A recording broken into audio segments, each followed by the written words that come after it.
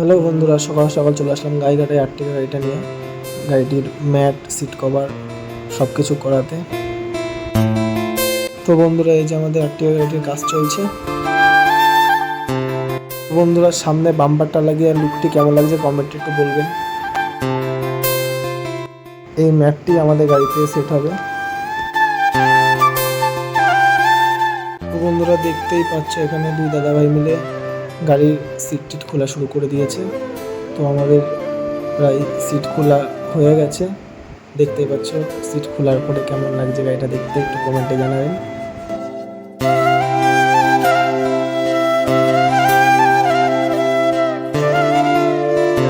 তো এখানে দাদাভাই পিছনে সিট কভার লাগাতে শুরু করে দিয়েছে।